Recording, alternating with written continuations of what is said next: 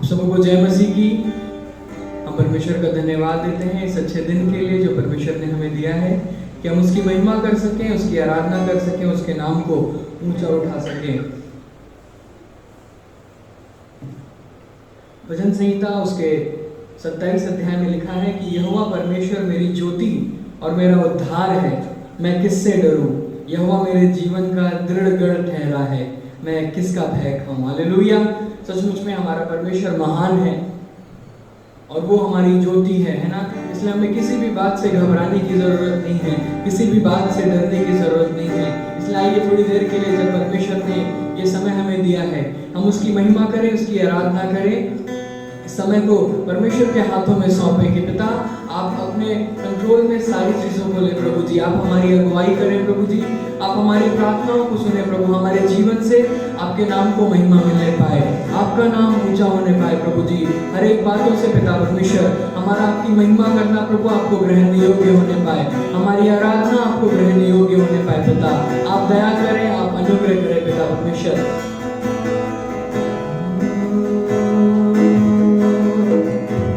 मांगते हैं तुझसे ये दुआ,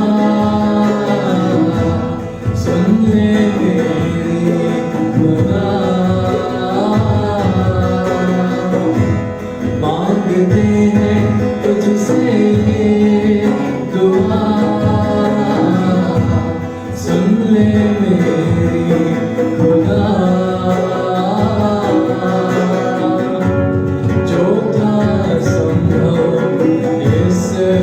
शहर में उसको संभव कर देखा, जो था संभव इस शहर में उसको संभव कर देखा। ना तो बल से ना शक्ति से, पर तेरी आत्मा के द्वारा। ना तो बल से ना शक्ति से, पर तेरी आत्मा के द्वारा। ये पहाड़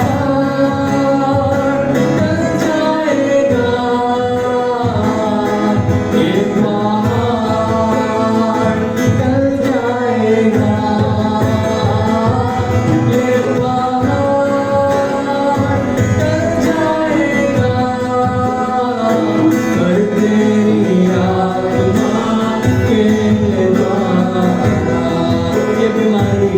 ये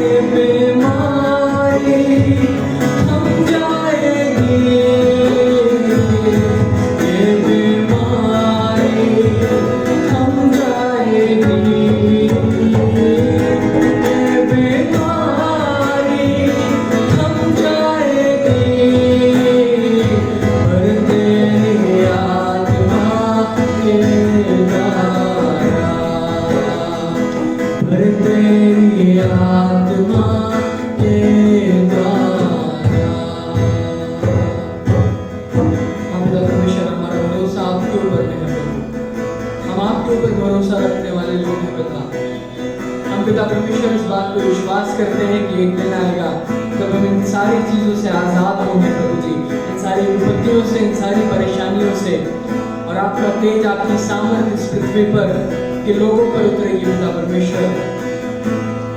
और पिता परमेश्वर लोग चंगे हो रहे हैं प्रभु, हम आपका धन्यवाद देते हैं प्रभु जी। आप अपनी सामर्थ को दिखा रहे हैं प्रभु लोगों के जीवन में, हम आपका धन्यवाद देते हैं। आपने अपने कंट्रोल को लिया है पिता, हम आपका धन्यवाद देते हैं प्रभु जी। हम धन्यवाद देते हैं पिता, आप दया करें, आप अनुग्रह करें, अपने लोगों की सुधि लें पिता परमेश्वर। आपका तेज लोगों के जीवन में उतरने पाए प्रभु, आपकी आग लोगों के जीवन में उतरने पाए। उन सारे रोगियों के लिए हम प्रार्थना करते हैं, उन सारे बीमारों के लिए हम प्रार्थना करते हैं प्रभु। आप उन्हें चंगाई दें पवित्र आत्मा, आप पिता परमेश्वर उन्हें चंगा करें प्रभु। अपने हाथ को बढ़ाकर उन्हें छुए प्रभु, वो पूर्ण रीति से चंगे होने पाए प्रभु, और लोग आपकी गवाही देने पाए प्रभु जी कि उस परमेश्वर ने, उस यीशु मसीह ने मुझे आजादी दी है, उस यीशु मसीह ने मुझे चंगा किया है, उस यीशु मसीह ने मेरे अंदर सामर्थ दी है, मुझे अपने बिछौने से उठाकर खड़ा किया है उस परमेश्वर ने। लोग गवाही देने पाए। पवित्र आत्मा आप दया करें, आप अनुग्रह करें प्रभु जी। प्रार्थना करते हैं, जब हम आपकी आराधना करते हैं, हमारी आराधना आपको ग्रहण योग्य होने पाए प्रभु। आप हमारी प्रार्थना को स्वीकार करें प्रभु जी, हमारी आराधना को आप ग्रहण करें प्रभु जी। आत्मा और सच्चाई से पिता परमेश्वर हम आपके आराधक बन सकें प्रभु। आप दया करें, अनुग्रह करें प्रभु जी। पूरी आराधना को हम शुरू से लेकर अंत तक आपके हाथों में सौंपते हैं और इस प्रार्थना को प्रभु यीशु मसीह के नाम से मांगते हैं, आमीन आमीन। Hallelujah hallelujah. आइए और कुछ गीतों में आगे चलेंगे और परमेश्वर को महिमा देंगे। कुछ गीतों को गाएंगे और पहला गीत हम गाएंगे, हो जय जयकार जय जयकार जय जयकार करें।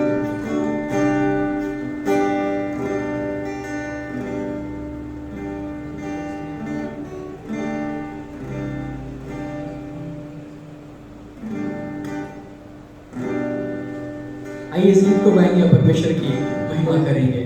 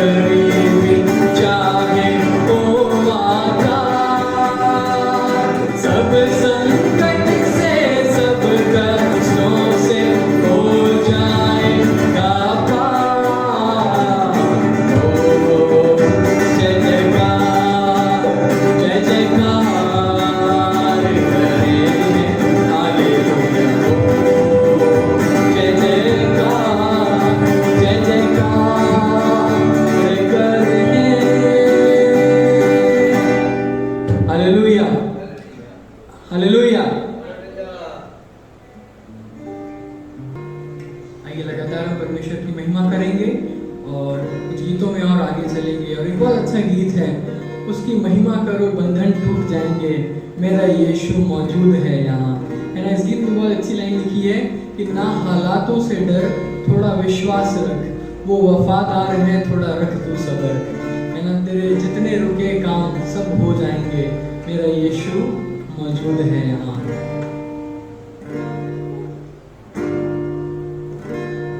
उसकी महिमा करो बंधन टूट जाएंगे, मेरा यीशु मौजूद है यहाँ।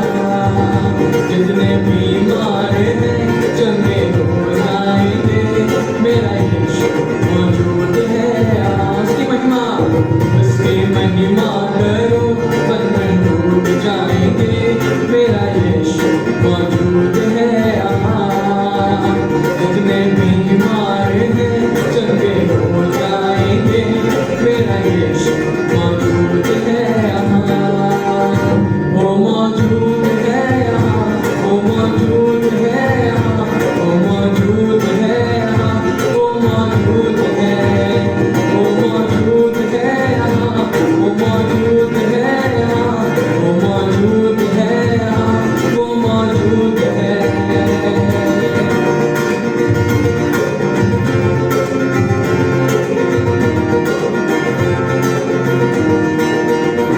ना हालातों से डर, थोड़ा विश्वास कर, वो वफादार है, थोड़ा रख तू सब्र। ना हालातों से डर, थोड़ा विश्वास कर, वो वफादार है, थोड़ा रख तू सब्र। तेरे जितने रुके काम हो जाएंगे, मेरा यीशु मौजूद है यहाँ। वो मौजूद, तेरे जितने रुके काम हो जाएंगे, मेरा यीशु मौजूद है यहाँ। वो मौजूद है यहाँ, वो मौजूद है यहाँ, वो मौजूद है यहाँ, वो मौजूद, वो मौजूद, वो मौजूद है यहाँ, वो मौजूद है यहाँ, वो मौजूद है यहाँ, वो मौजूद है।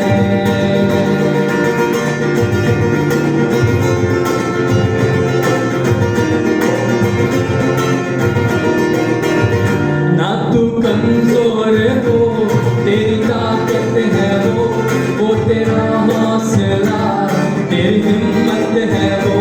ना तू कमजोर हो, तेरी ताकत है वो तेरा हौसला, तेरी हिम्मत है वो। जितने कमजोर हैं नया बल पाएंगे, मेरा यीशु मौजूद है यहाँ। जितने कमजोर हैं नया बल पाएंगे, मेरा यीशु मौजूद है यहाँ। वो मौजूद है यहाँ, वो मौजूद है यहाँ, वो मौजूद है यहाँ, वो मौजूद है, वो मौजूद है यहाँ, वो मौजूद है यहाँ, वो मौजूद है यहाँ, वो मौजूद है। आइए परमेश्वर की महिमा करेंगे, अपनी आंखों को बंद करेंगे और अपने आप को पूरी रीति से परमेश्वर के हाथों में समर्पित करते हैं। तो उस परमेश्वर से कहें कि हे पिता, आप हमें इस्तेमाल करें प्रभु जी। हमारी ये प्रार्थना है प्रभु जी, जब हालात ऐसे हैं, जब परिस्थितियां ऐसी हैं पिता, हमारी ये प्रार्थना है प्रभु कि आप ऐसे समय में हमें सामर्थ्य दें प्रभु जी। आप हमारे अंदर पिता परमेश्वर उस ताकत को दें ताकि हम इन परिस्थितियों का सामना कर सके प्रभु जी। आपका आत्मा हमारे अंदर उस जोश को दे, उस ताकत, उस सामर्थ्य को देने पाए कि हम इन हालातों का सामना कर सके प्रभु जी। शैतान की युक्तियों से हम लड़ सके पवित्र आत्मा, आप हमारी अगुवाई करें पिता परमेश्वर। पिता परमेश्वर, हमारी ये प्रार्थना है प्रभु जी कि जितने लोग प्रभु इस समय में बीमार हैं, इस समय में अपने बिछौनों में है प्रभु जी, हॉस्पिटल्स में एडमिट है प्रभु जी, रोगी है पिता परमेश्वर, हमारी ये प्रार्थना है प्रभु कि आपकी चंगाई उनके जीवन में करने पाए प्रभु जी। पिता परमेश्वर, आप उन पर अनुग्रह करें, उनके परिवारों पर अनुग्रह करें प्रभु जी। जिन्होंने अपने प्रियजनों को खोया है प्रभु जी, उनके परिवारों में आपकी शांति उतरने पाए पवित्र आत्मा। आप दया करें प्रभु जी, आप दया करें, अपने लोगों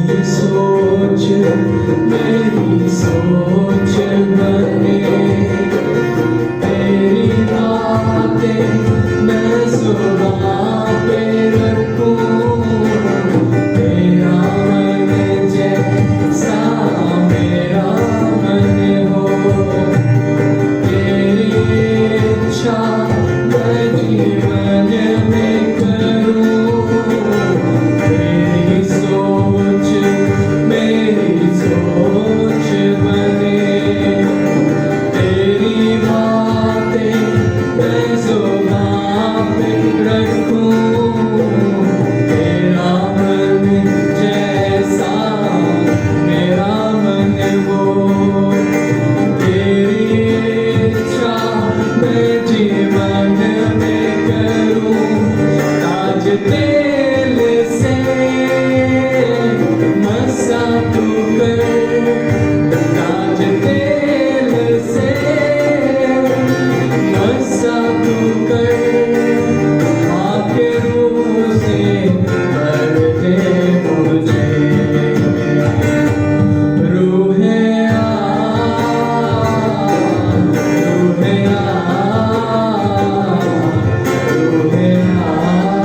तू मुझको कर नया,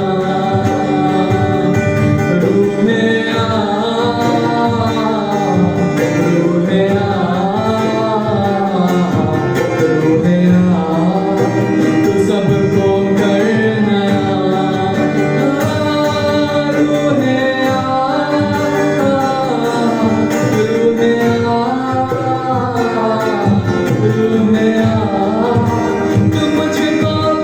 नया,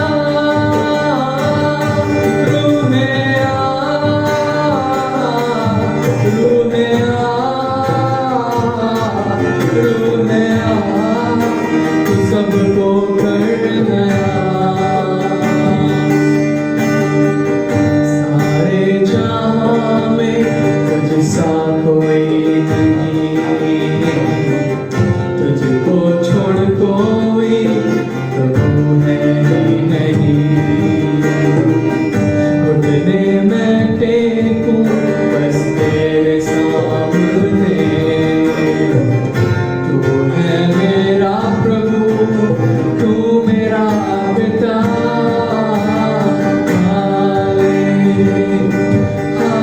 हालेलुया, हालेलुया, हालेलुया,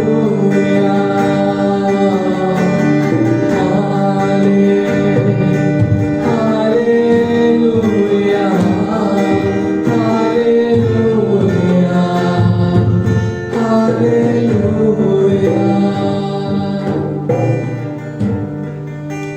पिता परमेश्वर, अपने वचनों से हमसे बोलिए और हमसे बातचीत करिए प्रभु, अपनी बातों को हमें सिखाएं प्रभु, क्योंकि हम जानते हैं प्रभु कि आपके जैसा और कोई नहीं है प्रभु, इस पूरे जहान में, इस पूरी दुनिया में, पूरे संसार में प्रभु आपके जैसा और कोई भी नहीं है प्रभु। धन्यवाद देते हैं कि आपने हमारी प्रार्थनाओं को सुना है, विश्वास करते हैं प्रभु कि आप बड़ा काम करने जा रहे हैं प्रभु जी, एक नई आशा आप लोगों के जीवन में देने जा रहे हैं प्रभु। आप दया करें, आप अनुग्रह करें, आपकी सामर्थ्य के बगैर हम कुछ भी नहीं कर सकते हैं प्रभु। अगर ये चीजें संभव हैं तो सिर्फ आपके सामर्थ्य की वजह से, सिर्फ आपकी आत्मा के द्वारा प्रभु जी। आप दया करें, आप अनुग्रह करें, सारी बातों को हम आपके हाथों में सौंपते हैं। जितने लोग इस समय हमें देख रहे हैं प्रभु जी, आपकी आराधना कर रहे हैं हमारे साथ मिलकर प्रभु, आप उन्हें आशीष दें, बहुतायत की आशीष दें प्रभु जी। हर एक तकलीफों से, परेशानियों से, मुसीबतों से आप उन्हें बचाएं प्रभु। दया करें प्रभु, अपने पंखों तले सबों को छुपा लें प्रभु। सारी बातों को हम आपके हाथों में सौंपते हैं और इस प्रार्थना को प्रभु यीशु मसीह के नाम से मांगते हैं।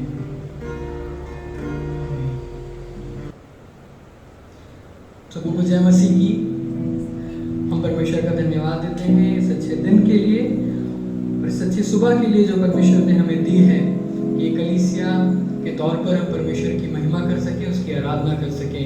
और सचमुच में ये हमारे और आपके लिए सौभाग्य की बात है कि परमेश्वर के चुने हुए जन हैं, परमेश्वर के चुने हुए लोग हैं और परमेश्वर हमें लगातार अपने जीवन में हमें लेकर के चल रहा है, हमें आशीषें दे रहा है, हमें संभाला हुआ है, हमें किसी विपत्ति में पड़ने नहीं देता है ना। कई बार हम विपत्ति में गिरते हैं, लेकिन फिर भी परमेश्वर हमें उठाकर खड़ा करता है। मुझे बात बहुत अच्छी लगती है कि जब भी हम किसी परेशानी में पड़ते हैं, किसी विपत्ति में पड़ते हैं, परमेश्वर का हाथ हमारे ऊपर से कभी भी नहीं हटता है। मेरे प्रियो, मैं आज की सुबह आपके साथ कुछ बातों को करना मांगता हूँ। पिछले दिनों में हम लगातार इस बातों को करते आ रहे थे कि परमेश्वर के विश्वास में कैसे हमें दृढ़ रहना है, इन कठिन परिस्थितियों में, इन हालातों में हमें कैसे दृढ़ रहना है, अपने आप को कैसे मजबूत बनाना है, अपने विश्वास को कैसे मजबूत बनाना है।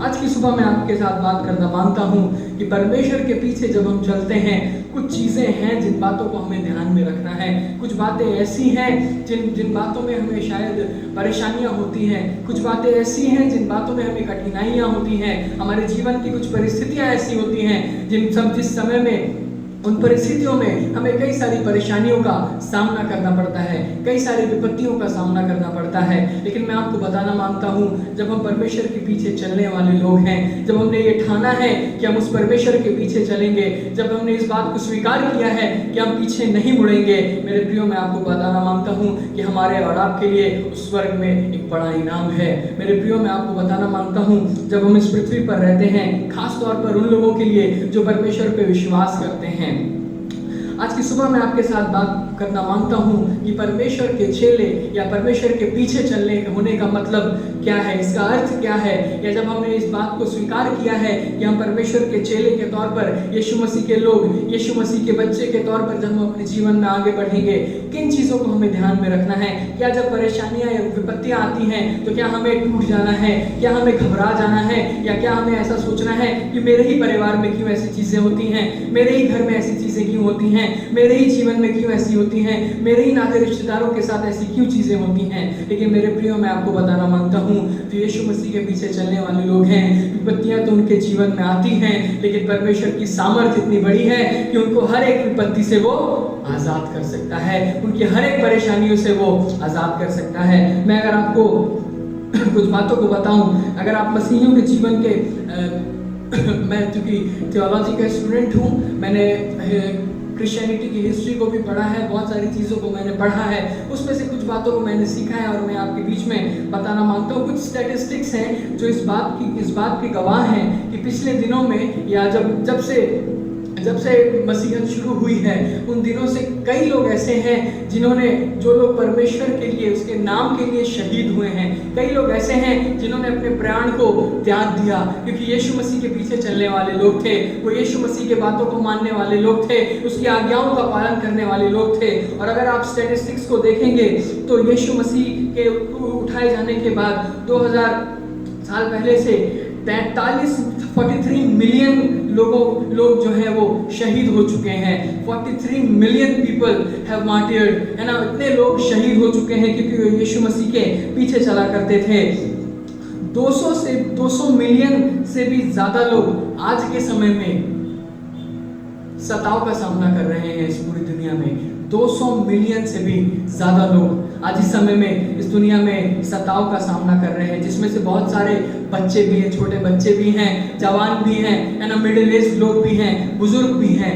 ऐसे लोग परमेश्वर के पीछे चलते हैं, परमेश्वर की बातों को मानते हैं, इसलिए उन्हें परेशानियों का सामना करना पड़ता है, सताव का सामना उन्हें करना पड़ता है। और हर दिन तकरीबन 300 लोग हर दिन मारे जाते हैं कि कोई यीशु मसीह को मानते हैं।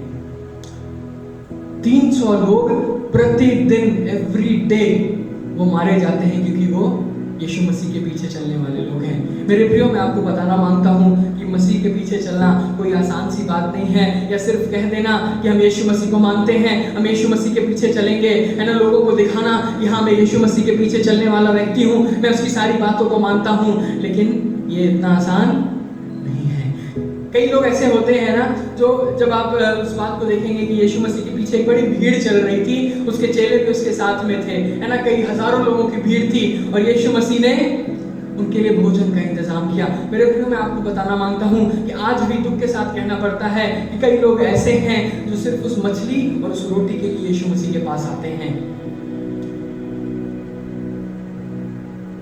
They come for the fish and the loaves, और उनका कोई इंटेंशन नहीं होता है जब उन्हें वो चीजें मिल गई तो वो यीशु मसीह के पीछे चलना छोड़ देते हैं।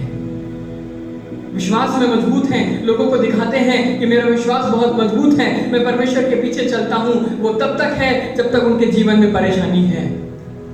एक बार यीशु मसीह ने उनको चंगा किया, यीशु मसीह ने उनको आजादी दे दी, उनके विपत्तियों से छुड़ा दिया, उनको भोजन मिल गया, उनका पेट भर गया, है ना। आत्मिक रीति से वो मजबूत नहीं है। अपनी शारीरिक चीजों को पूरा करने के लिए वो कई बार परमेश्वर की नजदीकता में आते हैं, है ना। अपने उस स्वार्थ को लेकर परमेश्वर के सामने आते हैं। मेरे प्रियो, मैं आज की सुबह आपको बताना मांगता हूं, अगर हम में से ऐसा कोई है जो किसी अपने स्वार्थ के साथ परमेश्वर के सामने आता है, तो मैं आपको बताना मांगता हूं हम गलत रास्ते पे चल रहे हैं।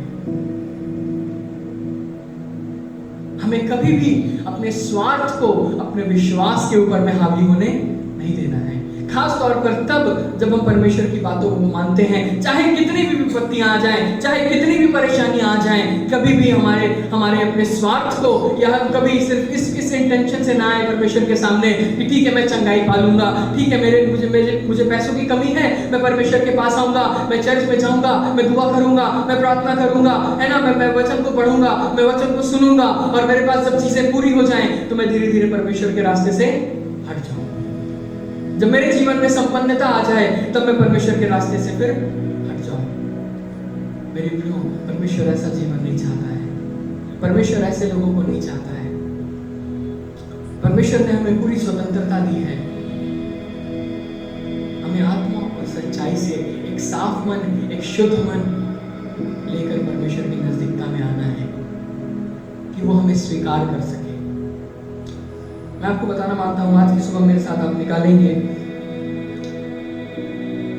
दानियेल नबी की पुस्तक, उसका 6 अध्याय और उसका 11 से लेकर 23 पद तक हम पढ़ेंगे।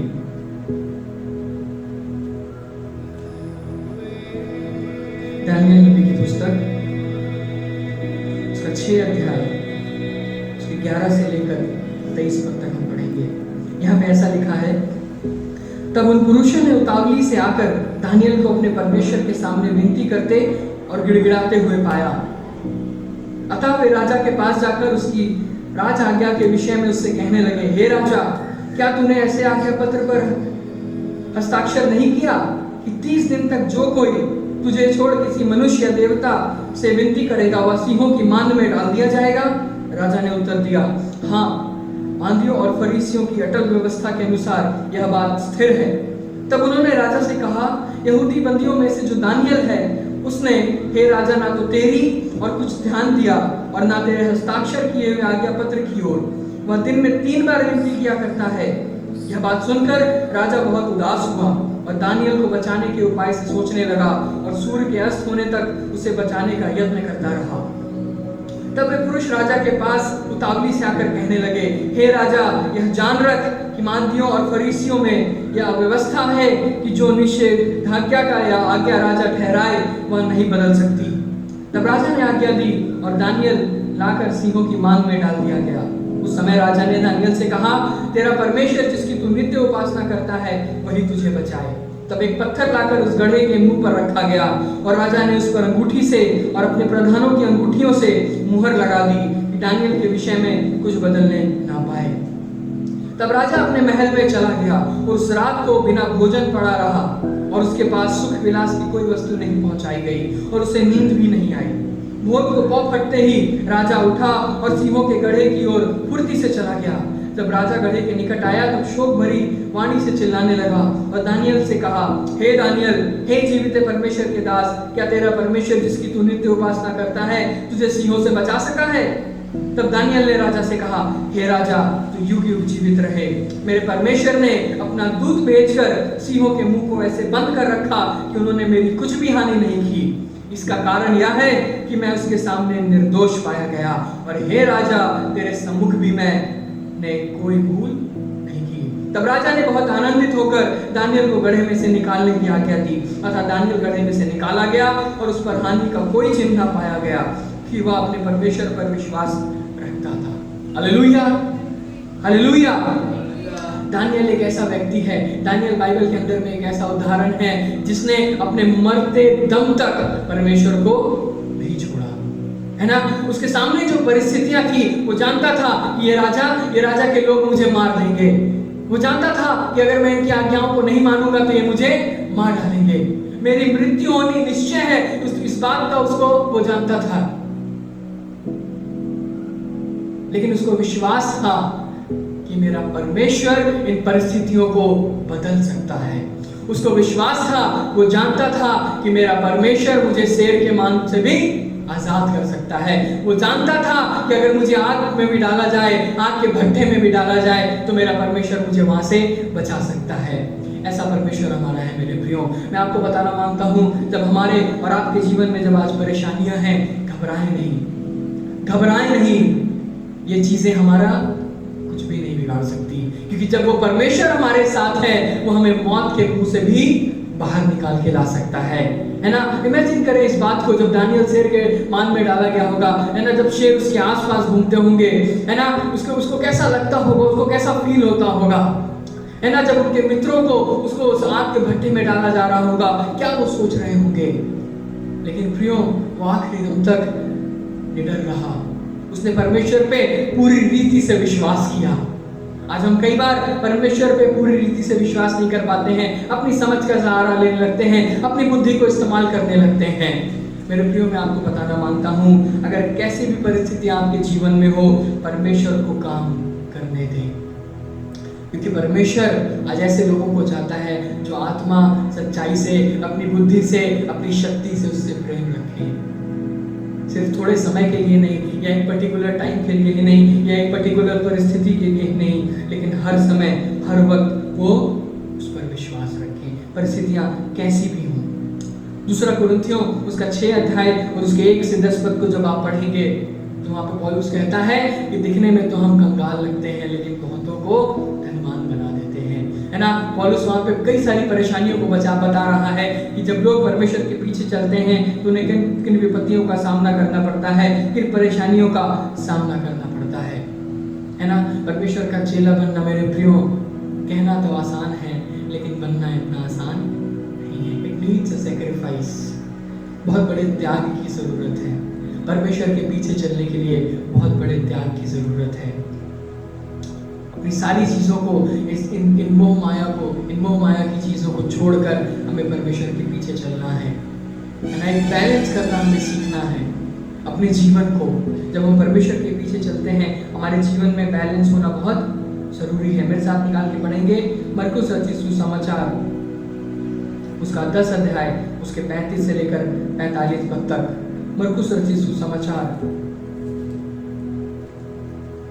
उसका 10 अध्याय उसके 35 से 45 पद तक पढ़ेंगे। तब जब्दी के पुत्र याकूब और यूहन्ना ने उसके पास आकर कहा, हे गुरु, हम चलते हैं कि जो कुछ हम तुझसे मांगे वो तू हमारे लिए करे।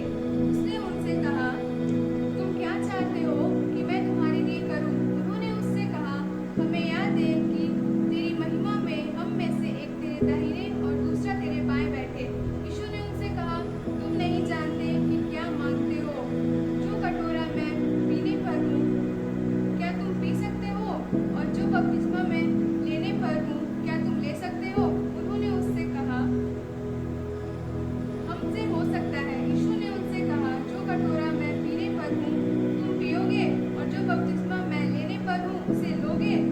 पर जिनके लिए तैयार किया गया है उन्हें छोड़, और किसी को अपने दाहिने और अपने बाएं बैठाना मेरा काम नहीं। बस यहाँ पे बहुत अच्छी बात लिखी है, और यीशु मसीह कह रहा है कि जो कटोरा, इस कटोरे में से मैं पीने जा रहा हूँ, क्या तुम उसे पी सकते हो? जब हम यीशु मसीह के पीछे चलने की बातें करते हैं, जब हम उसका चेला होने की बात करते हैं, इस बात को ठानते हैं, इस बात को स्वीकार करते हैं,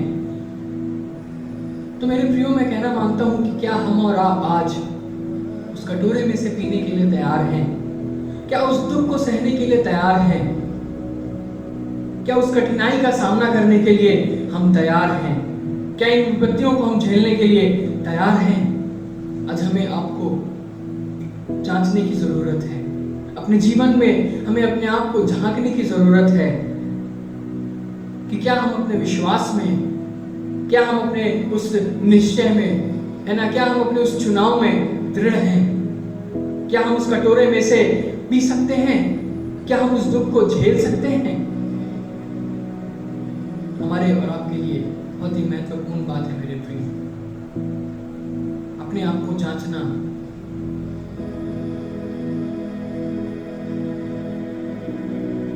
इस बात को समझना कि परमेश्वर के पीछे चलना कितना कठिन है। मैं किसी व्यक्ति को डराता नहीं हूं या किसी से ये नहीं कहता हूं कि आप डर जाएं इन बातों को सुनकर कि नहीं बहुत कठिन है यीशु मसीह के पीछे चलना। अरे यीशु मसीह ने तो बहुत आसान कर दिया कि आपको केवल विश्वास करना है। लेकिन जब हम विश्वास करते हैं तो वचन ये भी सिखाती है कि हमें परमेश्वर से अपने सारे मन, अपनी सारी बुद्धि, अपनी सारी शक्ति से प्रेम रखना है। उस विश्वास को गिरने नहीं देना है। आज लोग परमेश्वर को जानते हैं, कई सारे लोग परमेश्वर को जानते हैं, लेकिन उनमें से बहुत है जो परमेश्वर पे विश्वास नहीं करते हैं। विश्वास करते हैं अपने धन पे, अपनी मेहनत पे, है ना, अपने अच्छे कामों पे, इन चीजों पे उनका भरोसा है। उनको लगता है कि मेरे धन से मेरा सब कुछ अच्छा हो सकता है। ठीक है, यीशु मसीह को मैं मानता हूँ, मैं क्रिश्चियन हूँ, आई एम क्रिश्चियन, लेकिन चूंकि उनके पास पैसा है, चूंकि उनके पास धन है, तो उनका मन भी वहीं लगा होता है। वो उस जगह से अपनी निगाहों को हटा नहीं पाते हैं, है ना। लोगों के पास उनकी प्रॉपर्टी है ना, अपने प्रॉपर्टी से वो अपने ध्यान को नहीं हटा पाते हैं, है ना। वो कहते हैं कि हम यीशु मसीह को मानते हैं, लेकिन भरोसा तो अपनी प्रॉपर्टी, अपने धन, अपने रुपयों पर है। कैसे यीशु मसीह के पीछे चलेंगे? और क्या अगर यीशु मसीह ने आपको इन चीजों को छोड़ देने के लिए कह दिया, तो क्या आज हम और आप तैयार हैं इस बात को मानने के लिए? क्या हम और आप आज तैयार हैं अपनी चीजों को त्यागने के लिए? मेरे प्रियो, यीशु मसीह के पीछे चलना कठिन है, लेकिन अगर हम अपने विश्वास में दृढ़ हैं, अगर हम अपने विश्वास में मजबूत हैं, तो इन चीजों को त्यागने में हमें कोई परेशानी नहीं आएगी। इन चीजों को त्यागने के लिए हमें कोई दिक्कतें नहीं होंगी, है ना। इन चीजों को त्यागने में हमें कोई परेशानी का सामना नहीं करना पड़ेगा। जब विपत्तियां आएंगी, जब परेशानियां आएंगी, तब परमेश्वर का वचन, तब हमारा विश्वास काम करेगा और हमें उन चीजों से बाहर निकाल कर ले आएगा। आज हमें और आपको अपने आप को जांचने की जरूरत है ना। एक बहुत अच्छे लेखक हैं, he was a German theologian, he was a pastor as well. उनका नाम था डेट्रिच बॉनहोफर। उन्होंने बहुत अच्छी बात लिखी, और एक बात उन्होंने, जब यीशु मसीह, उन्होंने एक बहुत अच्छी बुक लिखी है, उस बुक का नाम है the cost of discipleship.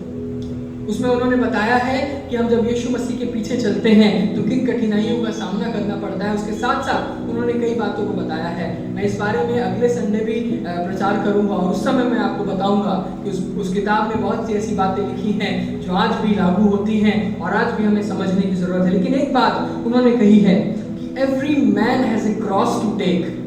When Christ calls a man, he bids him come and die.